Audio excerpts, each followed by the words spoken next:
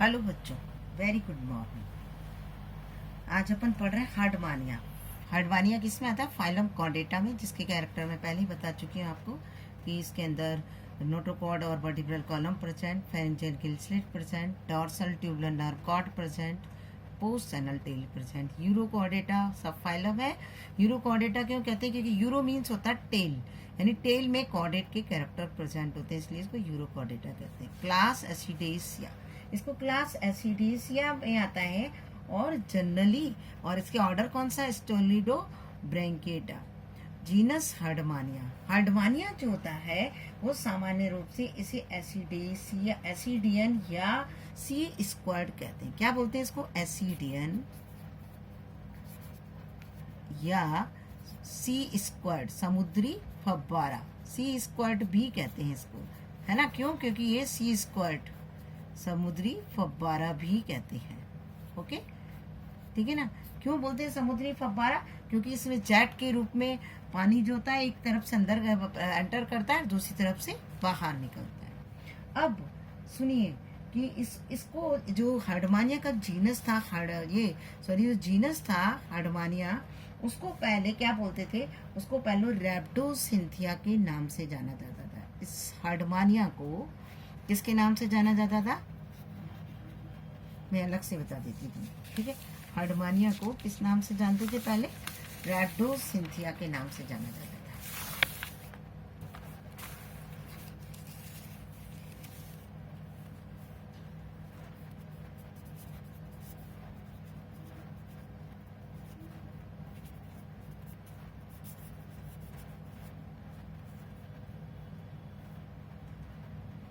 रैप्डोसिंथिया।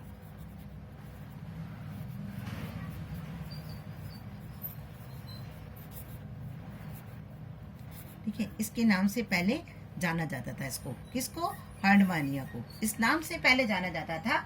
लेकिन ये नाम किसने दिया था? ये नाम का हर्ड जो ये था, ये नाम किसने दिया था? हार्डमान ने दिया था। हार्डमान जो साइंटिस्ट था, हार्डमान, उस हार्डमान साइंटिस्ट ने इसका नाम क्या दिया था? रैप्डोसिंथिया दिया था, है ना? 1891 के अंदर। क्लियर? लेकिन बाद में 10 के अंदर हार्टमेयर एक साइंटिस्ट था। कौन सा साइंटिस्ट? हार्टमेयर।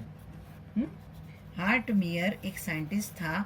इस साइंटिस्ट ने, हार्टमेयर जो साइंटिस्ट था, इसने क्या नाम दे दिया? इसने हार्डमानिया नाम दे दिया। तो हार्टमेयर ने तो क्या नाम दिया? हार्डमानिया, ठीक है? और जो क्या नाम है हार्डमान था, उसने क्या नाम दिया था? रैप्डोसिंथिया। क्लियर? ये समझ में आया आपको? अब हार्डमानिया की कितनी जातियां हैं? जो जीनस हार्डमानिया है, ये क्या है? ये जीनस है। ये क्या है? एक जीनस है। जीनस मतलब वंश है। और ये जो हार्डमानिया होता है, इसकी पूरे वर्ल्ड के अंदर प्रेजेंट होता है, यानी पूरे संसार में प्रेजेंट होता है। और इसकी 12 स्पीसीज यानी 12 जातियां पाई जाती हैं। और इन 12 स्पीसीज में से 4 जो जातियां होती हैं, 4 स्पीसीज जो होती है, वो कहाँ प्रेजेंट होती है? वो इंडिया के अंदर यानी भारत में पाई जाती है। क्लियर? भारत में भी कहाँ? समुद्र के अंदर, सी में, यानी समुद्र में मिलती है। क्लियर? ये समुद्र में पाई जाती है। ठीक है? इनमें से कौन कौन सी स्पीसीज जातियां हैं इसकी? सबसे पहली जाति है इसकी, देखो ये स्पेशल पहली जाति है हार्डमानिया पैलिडा। ये देखो आपको दिख रहा है ना? हार्डमानिया पैलिडा। फिर हार्डमानिया क्या नाम है इसका? ये हार्डमानिया सिलोनिका। फिर हार्डमानिया एनुरेंसिस और हार्डमानिया मॉरिसियाना। लेकिन अपन पढ़ेंगे किसके बारे में? हार्डमानिया पैलिडा के बारे में। ठीक है? ये सबसे इम्पोर्टेंट है अपने लिए। ये जो हार्डमानिया, जनरली जो इंडियन जो हार्डमानिया पैलिडा है, ये क्या नाम है, इंडियन सीज के अलावा यानी भारतीय समुद्र के अलावा ये दूसरे अलग माने वर्ल्ड के दूसरे अलग सीज में भी मिलता है, जैसे पैसिफिक यानी प्रशांत महासागर में, अटलांटिक में और कैरिबियन सी में भी ये प्रेजेंट होता है। कौन? हार्डमानिया पैलिडा। क्लियर? अब देखो, मैं तुमको पहले डायग्राम से बता दूं ये कैसा एनिमल है, फिर इसके बारे में देखो। अपन इसके बारे में सबसे पहले आज क्या पढ़ेंगे? आज अपन पढ़ेंगे इसके हैबिट एंड हैबिटेट यानी आवास एवं स्वभाव, ठीक है। दूसरा अपन पढ़ेंगे इसका shape and size and colour, और तीसरा पढ़ेंगे बॉडी स्ट्रक्चर, और चौथा पढ़ेंगे और ये बॉडी ओरिएंटेशन यानी शरीर का अभिविन्यास, कैसे इसका अभिविन्यास बॉडी ओरिएंटेशन कैसा होता है। क्लियर।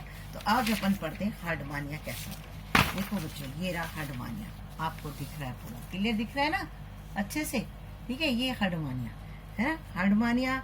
अब हार्डमानिया के बाद पहले तो ये कैसा है जंतु है, ये सी एनिमल है यानी समुद्र में रहने वाला एनिमल है, और जनरली क्या प्रेजेंट होता है, ये समुद्र के यानी समुद्र के किनारे में जो शैलो वाटर होता है यानी छिछला वाटर होता है वहां प्रेजेंट है। It is present on the shallow water of sea, है ना, यानी समुद्र के शैलो वाटर पर मिलता है।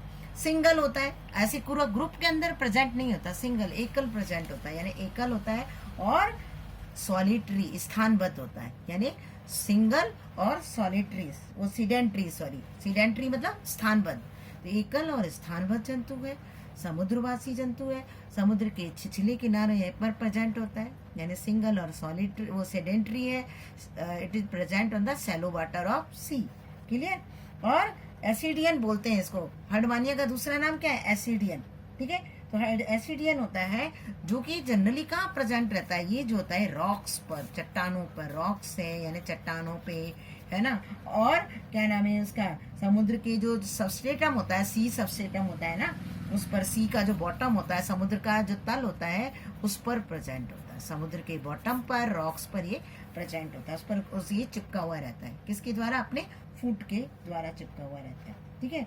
जनरली ये क्या होता है, क्या नाम है, ये इनके चट्टानों से या रॉक से अटैच रहता है, और इसके ऊपर बहुत सारे जो ये ना इसकी पूरी जो बॉडी है, इस बॉडी पर बहुत सारे गैस्ट्रोपोड्स, मॉलस्क, है ना, इनके क्या नाम है, उनके ऊपर भी ये जो गैस्ट्रोपोड्स मॉलस्क होते हैं उनके, आपको मालूम है ना मोलस्का के अंदर क्या प्रेजेंट होता है, शेल प्रेजेंट होता है, कैल्शियम कार्बोनेट का कवच प्रेजेंट होता है। पर्ल नाम सुना है, मोती, मोती कैसा होता है, इस तरीके से होता है ना मोती, इस तरीके से, तो उस मोती पे भी कवच होता है। तो जनरली ये क्या करते हैं, इनके मतलब मॉलस्क के गैस्ट्रोपोड के जो शेल है यानी कवच है, उनसे ये कमेंसलिज्म के रूप में यानी सहभोजी के रूप में चिपके हुए रहते हैं।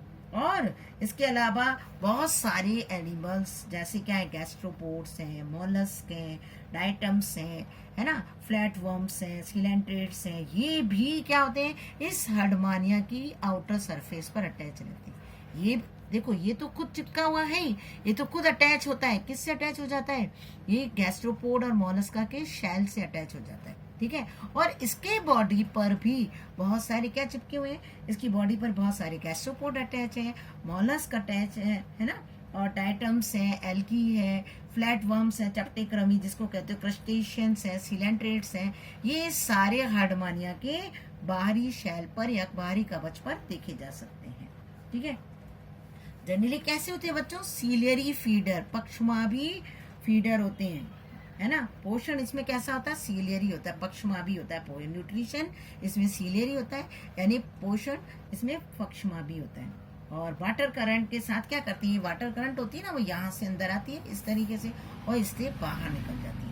तो ये बॉडी को क्या करते हैं, ये बॉडी को सडनली क्या करते हैं, यहाँ से कॉन्ट्रैक्ट कर लेते हैं, और कॉन्ट्रैक्ट यहाँ से कॉन्ट्रैक्ट करा, पानी अंदर आ गया, कॉन्ट्रैक्ट कर लिया, और फिर जेट के रूप में वाटर यहाँ से बाहर निकाल देते हैं। इसीलिए इसको क्या कहते हैं, सी स्क्वाड या समुद्री फव्वारा भी बोलते हैं, सी फाउंटेन, सी स्क्वाड मैंने समुद्री फव्वारा बोलते हैं। क्यों, क्योंकि क्या करता है कि अपनी बॉडी को सडनली क्या करता है, कॉन्ट्रैक्ट करता है, यानी यकायक अपनी बॉडी को कॉन्ट्रैक्ट कर लेता है, और ब्रैंकियल और एट्रियल अपर्चर के द्वारा जो वाटर होता है उसको पिचकारी के रूप में बाहर निकालता है, ठीक है ना, इसीलिए इसको सी स्क्वाड कहते हैं, ठीक है। अब ये कैसा है बच्चों, हर्माफ्रोडाइट, हर्माफ्रोडाइट यानी उभयलिंगी। व्हाट इज मीनिंग ऑफ उभयलिंगी और हर्माफ्रोडाइट, और बाइसेक्सुअल, बाइसेक्सुअल द्विलिंगी जिसको आप कहते हो, और हर्माफ्रोडाइट यानी मेल और फीमेल रिप्रोडक्टिव, हर्माफ्रोडाइट मेल और फीमेल रिप्रोडक्टिव ऑर्गन, नर और मादा जननांग एक ही में उपस्थित होते हैं, उसको बोलते हैं। क्लियर हुआ। तो ये कहाँ प्रेजेंट है, समुद्र के छिछले किनारे पर, यानी it is present on the shallow water of the sea, ठीक है। और दूसरा ये कैसे है, सॉलिड एकल है, स्थानबद्ध है यानी सॉलिटरी और स्थानबद्ध होते हैं, ठीक है। वो सीडेंट्री होते, सॉलिटरी और सीडेंट्री होते हैं, स्थानबद्ध होते हैं, जो कि रॉक्स और सी बॉटम पर अटैच रहते हैं। ठीक है, क्लियर हुआ। और इनके ये खुद जो होते हैं ये मॉलस्क और गैस्ट्रोपोड्स की शेल पर अटैच होते हैं, और इनकी बॉडी पर भी बहुत सारे मॉलस्क, गैस्ट्रोपोड्स है ना, एल्गी, डायटम्स और क्या नाम है ये सिलेंट्रेस, क्रस्टेशियंस, ये भी इनकी बॉडी पर अटैच होते हैं। सीलियरी, इनमें जो न्यूट्रिशन होता है वो कैसा होता है, सीलियरी, सीलियरी यानी वाटर करंट के द्वारा फूड अंदर आता है और सीलिया के द्वारा के मूवमेंट के द्वारा बाहर निकल जाता है। ठीक है, ये अपनी बॉडी को सडनली क्या करते हैं, कॉन्ट्रैक्ट करते हैं यानी संकुचित कर लेते हैं, जिससे ब्रेंकियल एपर्चर्स और एट्रियल एपर्चर से जो वाटर होता है वो किसके फाउंटेन के रूप में यानी फव्वारे के रूप में बाहर निकलता है, इसलिए इसको सी स्क्वार्ट कहते हैं। हर्डवानिया का दूसरा नाम क्या है बच्चों, सी स्क्वार्ट, सी स्क्वार्ट, SQUIRT, या सी पोटैटो, समुद्री आलू भी बोलते हैं इसको। ठीक है, समुद्री आलू, सी पोटैटो है समझ में, तो इसको सी स्क्वाड या सी पोटैटो भी कहते हैं। क्लियर। अब इसका शेप, साइज है ना और कलर पढ़ेंगे। तो सबसे पहले सेकंड नंबर, ये तो अपन ने हैबिट और हैबिटेट पढ़ा, अब इसका शेप एंड साइज और कलर पढ़ेंगे। जनरली इस एनिमल का जो शरीर होता है वो लेटरल साइड से फ्लैट होता है, यानी पार्श्व साइड से चपटा और आयताकार होता है। यानी बॉडी कैसी है, लेटरल साइड से फ्लैट और रेक्टेंगुलर होती है। क्लियर हुआ, पार्श्व साइड से चपटी और रेक्टेंगुलर होती है, आयताकार होती है। ठीक है ना। और ये इसका बॉडी दो पार्ट में डिवाइड है। देखो, एक तो शरीर जो होता है ना पूरा, वो दो पार्ट में, एक तो बॉडी और दूसरा कौन सा, फुट। बॉडी और फुट के अंदर डिवाइड होता है। ये देखो, दिख रहा है आपको, ये बॉडी, ठीक है, ये बॉडी है और ये फुट है, आपको ये दिख रहा है, ये फुट है।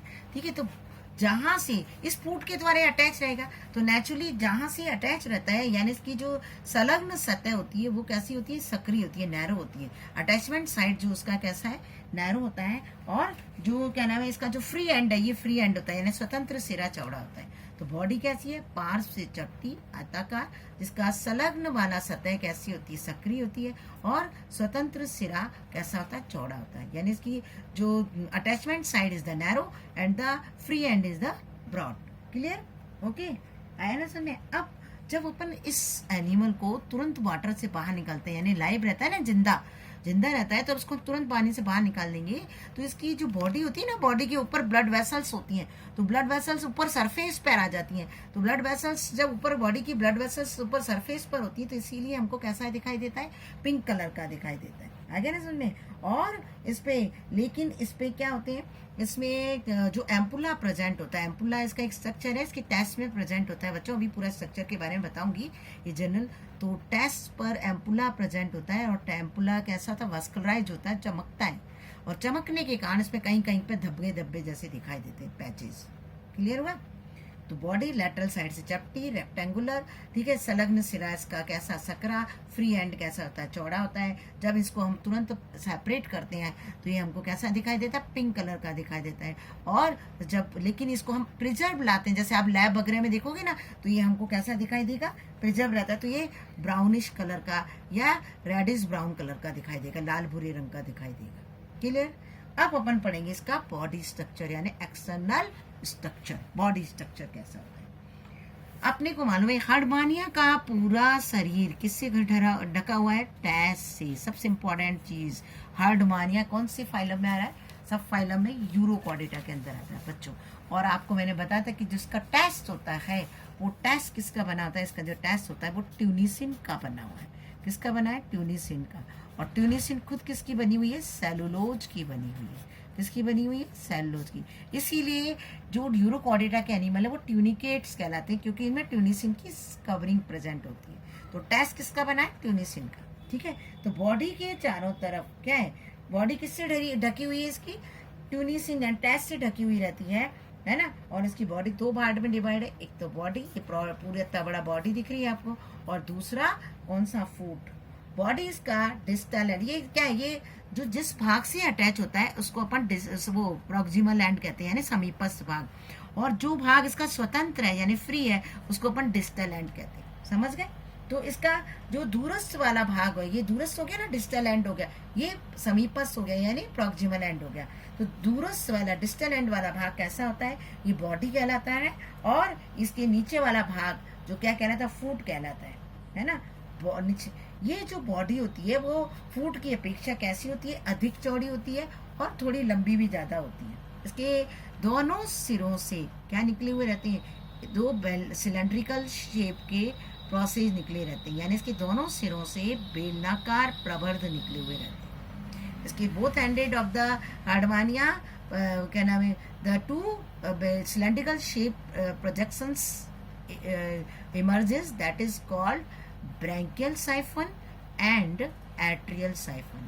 यानी इसके जो वास्तविक देह जो होती है, उस वास्तविक देह की स्वतंत्र सिरे से दो सिलेंड्रिकल, ये आपको दिख रहा है ना इस तरीके की सिलेंड्रिकल शेप, ये सिलेंड्रिकल शेप, ये वाला, ये सिलेंड्रिकल शेप की स्ट्रक्चर निकले हुए रहते हैं, प्रवर्ध निकले हुए रहते हैं, बेलनाकार प्रवर्ध निकले हुए रहते हैं, जिन्हें हम ब्रैंकियल साइफन और एट्रियल साइफन कहते हैं। टू क्या नाम है, cylindrical shapes projection are emerge from the free end of the hardmania, that is called branchial siphon and atrial siphon. Clear? Branchial siphon, दोनों साइफन एक लेवल पर प्रेजेंट है, दिख रहे हैं आपको, दोनों एक ही स्तर पर प्रेजेंट होते हैं, है ना। लेकिन याद रखो ब्रैंकियल साइफन कैसा होता है, छोटा होता है। एट्रियल साइफन कैसा होता है, बड़ा होता है, बड़ा, लार्ज। ये कैसा है बच्चों, छोटा सा है, ये छोटा होता है और ये लार्ज होता है। ब्रैंकियल साइफन जो होता है, उस ब्रैंकियल साइफन पर क्या प्रेजेंट होता है, एक ब्रैंकियल अपर्चर, यानी क्या प्रेजेंट है बच्चों, उस पर एक ब्रैंकियल छिद्र प्रेजेंट है ना, ब्रैंकियल छिद्र प्रेजेंट होता है। और ये जो छिद्र होता है, ये सेम ऐसे ही एट्रियल साइफन पर एक छिद्र प्रेजेंट है जिसे एट्रियल अपर्चर कहते हैं। ब्रैंकियल साइफन पर एक छिद्र प्रेजेंट है जिसे आप क्या कह रहे हो, जैसे आप ब्रैंकियल अपर्चर कहते हैं। ब्रैंकियल अपर्चर को अपन माउथ भी कहते हैं, समझ गए।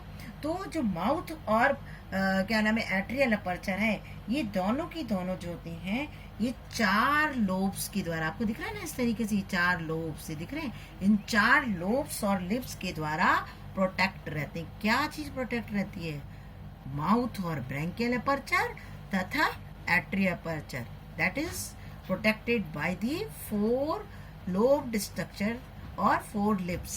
क्लियर? तो ब्रैंकियल अपर्चर कहाँ प्रेजेंट है, ब्रैंकियल साइफन पर ब्रैंकियल अपर्चर प्रेजेंट होता है, जो चार लोब युक्त संरचना से घिरा हुआ रहता है ना। ठीक इसी प्रकार से एट्रियल साइफन पर एट्रियल अपर्चर होता है, वो भी चार लोब युक्त लिप्स, लोब्ड या लिप्स के द्वारा प्रोटेक्ट रहता है। ठीक है, आगे समझ में। हर के इसके आउटर स्ट्रक्चर होता है ना, जैसे ये स्ट्रक्चर है, ये इस तरीके से लोब है, इसकी आउटर फॉर्म पे एक रेड कलर की, यहाँ पर देखते हैं ना, तो यहाँ इस पर रेड कलर की क्या प्रेजेंट होती है, लाइन जैसी प्रेजेंट होती है। ठीक है, ये सारे संरचना जो लोब्ड स्ट्रक्चर है किससे बनते हैं, ये स्ट्रक्चर जो लोब्ड स्ट्रक्चर होता है ये बनता है टैस से। किससे बनता है, टैस से। जरा सा भी कोई भी इनको बैरियर होता है तो ये बॉडी को कैसे कॉन्ट्रैक्ट कर लेते हैं, ये बॉडी को कॉन्ट्रैक्ट कर लेती है, कौन, ये जो लोब्स है ना, वो बॉडी को कॉन्ट्रैक्ट करके इनके जो अपर्चर है, ब्रैंकियल अपर्चर और एट्रियल अपर्चर को, ये कॉन्ट्रैक्ट होकर के जो लिप्स और लोब्स हैं ये संकुचित होकर के ब्रैंकियल छिद्र या एट्रियल छिद्र को बंद कर देते। कब, जरा भी अवरोध होने पर, when the barrier present then they क्या कहते, contract and block the branchial और atrial aperture. Clear? Okay, now foot पढ़ते हैं अब।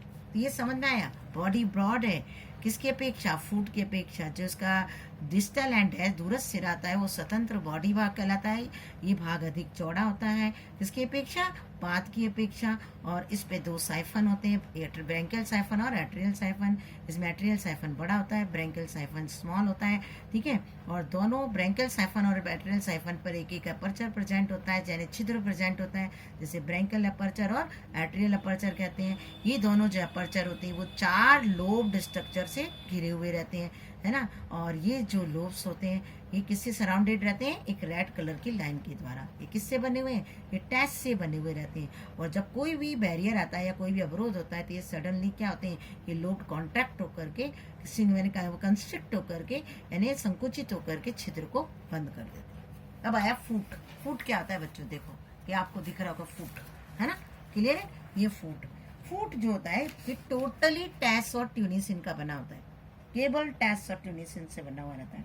और इसमें बहुत सारे क्या है, सैंड पार्टिकल जुड़े हुए, यानी मिट्टी के कण है ना, और दूसरे कार्बनिक पदार्थ, कवच के टुकड़े वगैरह ये सब चिपके रहते हैं। इसकी शैल उसकी स्मॉल पीसीज इससे अटैच रहते हैं, कुछ सैंड पे जुड़ी हुई रहती है ना। इसके कारण कैसा होता है, रफ होता है। कैसा दिखाई देता है, रफ और गंदे से कलर का दिखाई देता है ना।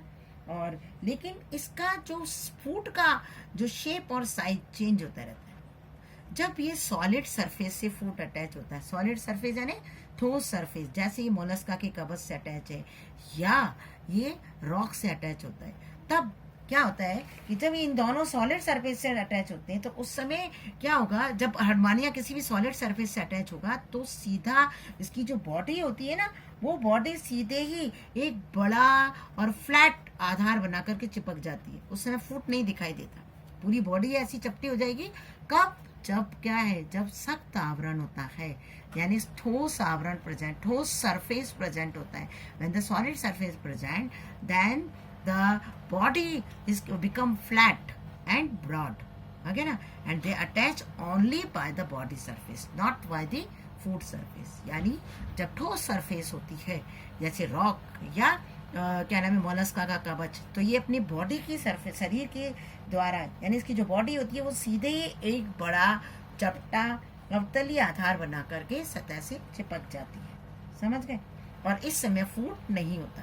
लेकिन जब ठोस सरफेस नहीं होती, यानी रेतीली सरफेस होती है, सैंड पार्टिकल्स होते हैं जहाँ पर, तो क्या होगा उस स्थिति में, ये क्या होगा, इसका जो फूट होता है वो जैसा इसको नेचर मिलता है, यानी अपने नेचर के आधार पर, प्रकृति के आधार पर, नेचर के आधार पर ये कैसा हो सकता है, ये नैरो हो सकता है, यानी सकरा हो सकता है, लंबा हो सकता है, अंडाकार हो सकता है, किसी भी आकार का हो सकता है। आगे सुनिए।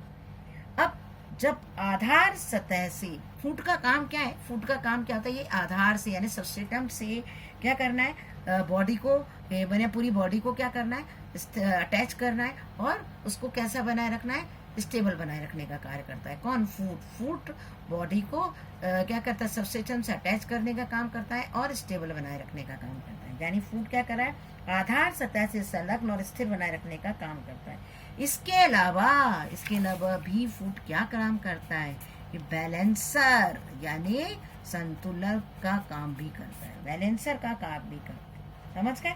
और बैलेंसर का काम कैसे, कि जब शरीर की सतह से, जब शरीर सतह से अलग हो जाता है, सतह मेरे सबस्ट्रेटम से चिपका हुआ नहीं होता, कौन, पूरा हर्डमानिया, तब ये क्या करता है, इसके पूरे हर्डमानिया को एक खड़ी हुई अवस्था में बनाए रखता है, वर्टिकल पोजीशन में बनाए रखने का कार्य करता है। क्लियर।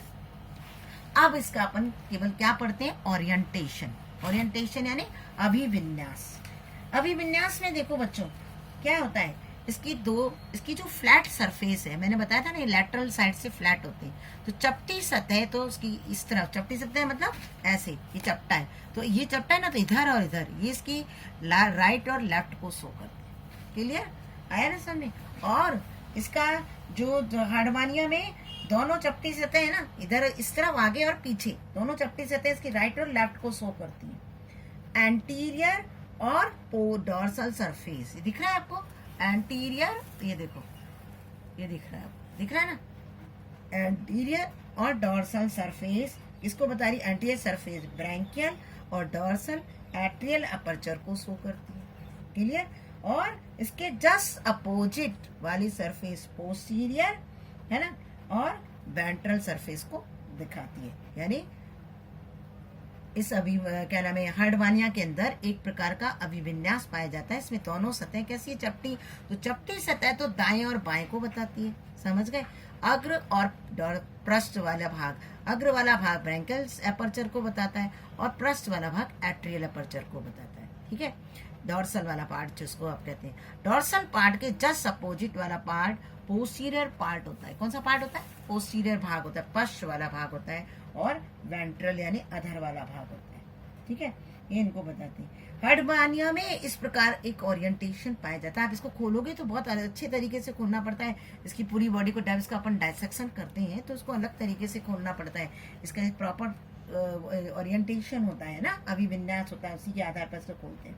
और इस प्रकार का जो इसमें अभिविन्यास है ना, वो लार्वा में जब मेटामॉर्फोसिस हो रहा होता है लार्वा में, यानी लार्वा में मेटामॉर्फोसिस के समय यानी कायांतरण के समय किसके कारण होता है, रोटेटरी चेंज के कारण हमको इस प्रकार का ओरिएंटेशन देखने को मिलता है। किसके कारण, जब लार्वा में कायांतरण के समय होने वाली घूर्णीय गतियों के कारण हमको इस प्रकार का ओरिएंटेशन दिखाई देता है, जिसमें हमको anterior part branchial aperture, dorsal part क्या नाम है एट्रियल अपर्चर को शो करता है, और इसके जस्ट अपोजिट वाला भाग पश्च वाला भाग होता है और अधर वाला भाग होता है। ठीक है, अपोजिट है ना, एंटीरियर के अपोजिट वेंट्रल और डोर्सल के अपोजिट पोस्टीरियर। याद रखो इस तरीके से चलेगा, वाइस वर्सा।